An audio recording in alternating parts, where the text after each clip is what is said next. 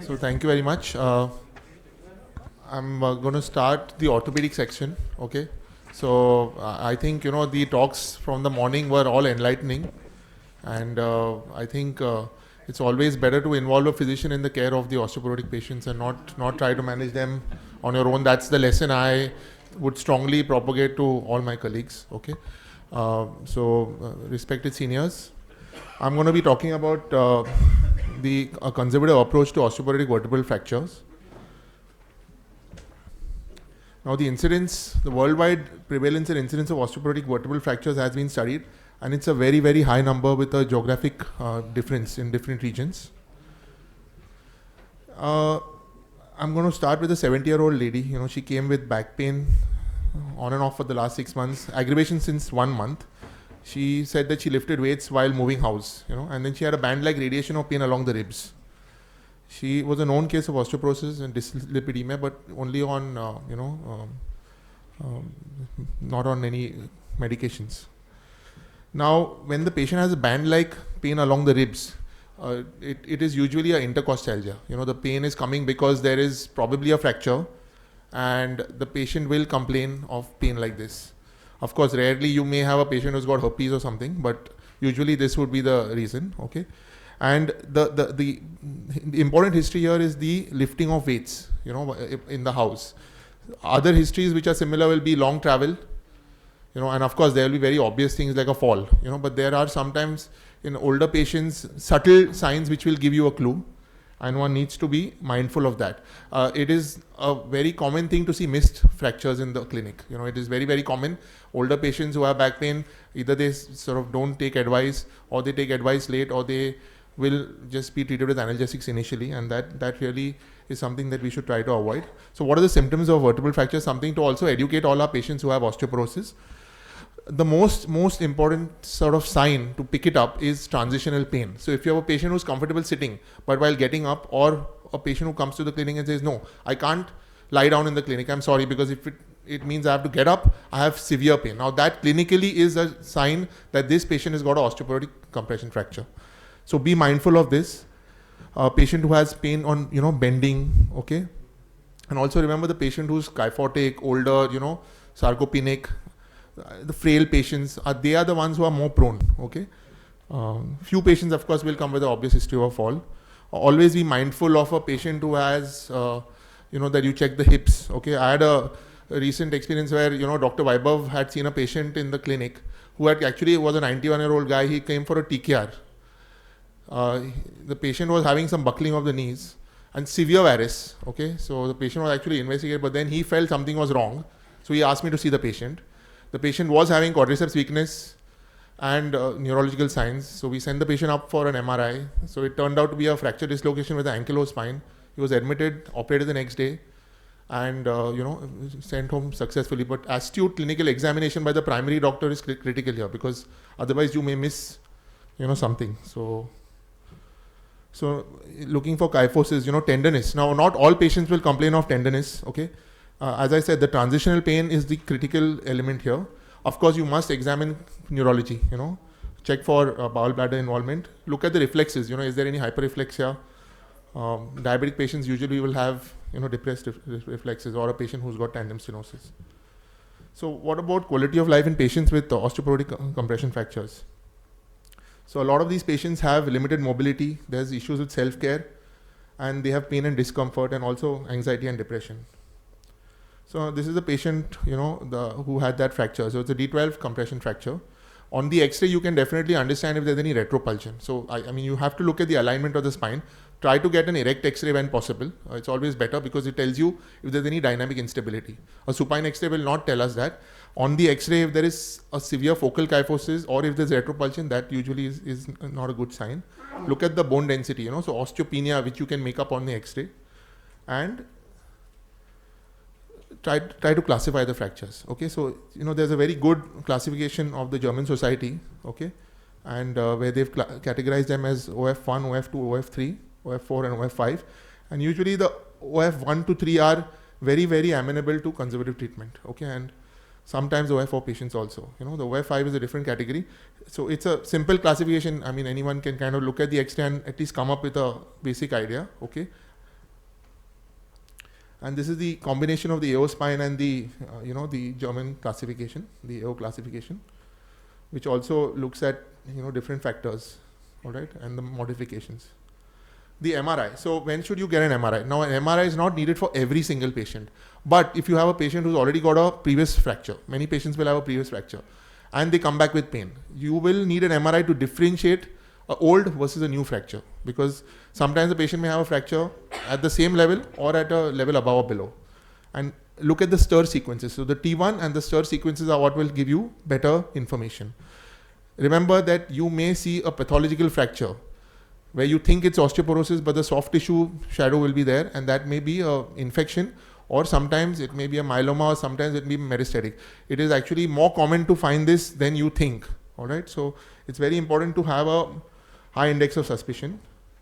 So this is looking at the stir sagittal images. Okay, the whole spine screening should always be done, so you don't have any other missed fractures.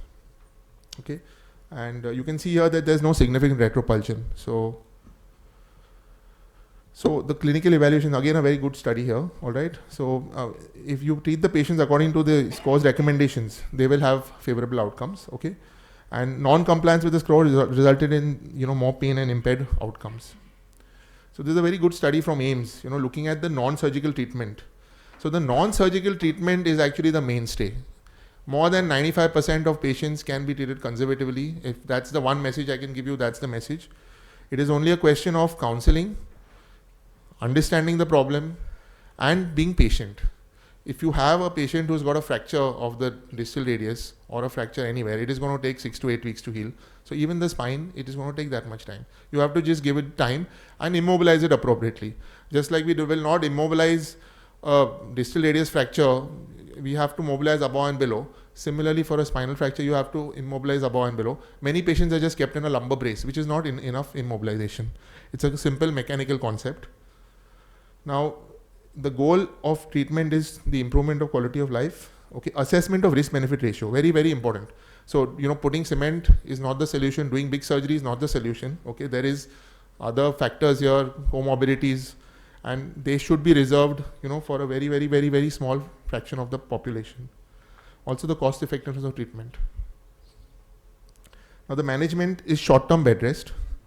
Pain relief with analgesics which are safe. It's always good to avoid very, very strong analgesics in this population, because you may land up with renal problems, etc., and gastritis and GI bleeds. Bracing. A lot depends on how you counsel. If as a surgeon I say, I don't think it's going to work, go and just do whatever you can, the patient is going to believe what you say. If you say, no, I think it's going to work, the patient will believe what you say and do. It's all on how you counsel. Okay, I'm a very, very strong proponent for conservative treatment and for bracing. Physiotherapy, basically for mobilization, once the acute pain settles. In very old patients, sometimes it's a good idea to tell them, just get a hospital bed at home for a few weeks, so that you can, be propped up, so that transitional pain which happens can be reduced and patients will not aspirate. As I said, acute pain relief, with acetaminophen, opioids, maybe tramadol, Ultracet, muscle relaxants for the initial period. So this is a good TLSO brace, okay. It has to be worn tight, and it has to be worn all the time that the patient is sitting and standing. The brace has to be worn while the patient is lying down before sitting. And it's very important that they are counseled and taught how to use the brace well, and the relatives who are with them. Somebody needs to support this. The bracing guidelines should be during sitting, standing, walking, can be removed at night. No bending, twisting, lifting is allowed. Log rolling is good in bed even if they're not with the brace. So log rolling means hold the shoulders, hold the hips, and turn the patient as a unit. Duration usually is for 6 weeks. So if a patient comes back to me at 3 weeks and says, I'm still having pain, so what should I tell the patient? Wait for 3 weeks more. It's going to take some time. The treatment with vertebroplasty at 3 weeks. So if you look at long-term randomized control trials, they have found a benefit for pain for the first three weeks, but then after that, there's no difference. So these are the different types of braces: TLSO, Jewett type brace, and Ash brace. Okay. So the hyperextension braces are better because they actually help you to have a support on the sternum and the pubic, and they kind of help you to keep the spine straight, versus the TLSO, which does not have an anterior support but is a little more comfortable. So you can discuss the options and use the brace which is more suitable for that patient. Very obese patients, bracing does not work well. You can just get an extension of the belt, okay, but it will help. It's better than not using anything, okay. This is again a summary of the types of braces. Other physical modalities like local ultrasound, ice application. I prefer to avoid heat because, you know, if you leave some heat pack and old patient, they may get burns. We see that sometimes. Acupuncture. Exercise program important because you don't want the patient to lie in bed. You need them to move around a little bit. After that, acute pain settles in the first couple of weeks. Most important, fall prevention. You know, they must not fall again, okay, and get some hip fracture or something. You want to see that the kyphosis does not increase, okay, and because you don't want that fragment to go retropulse. Improving the axial muscle strength. So upper limb, lower limb exercise should be, you know, encouraged. Maintaining a correct spinal alignment. Of course, avoid forward bending. Avoid exercising with a trunk flexion, twisting, abrupt movements, okay, and of course traveling, etc. High intensity exercises. Now the prevention of subsequent vertebral fractures has been very, very well described by all the previous speakers, so I'm not going to get into it, okay. However, this is just a summary of what you need to do, okay. It's very important that in these cases, the treatment of osteoporosis, here teriparatide is the preferred treatment option, provided you have normal PTH levels, renal function is normal. Always check things out. DEXA supplementary, you know, if it's done in the last, I usually think a DEXA in the last 2 years is sufficient. You know, don't have to keep repeating it, okay. Red flags, remember fever, weight loss, TB in the past, immunocompromised patients, dialysis patients, transplant patients, IV drug abuse patients, all these patients think of something else, you know. You may pick up another problem on the MRI. Cancer, again, you know, patients with metastasis or unknown primary. Sadly, sometimes they will present with a vertebral fracture and you have to investigate and tell them what's going on, you know. So involve a physician, you know, and the red flags otherwise are rest pain and weight loss.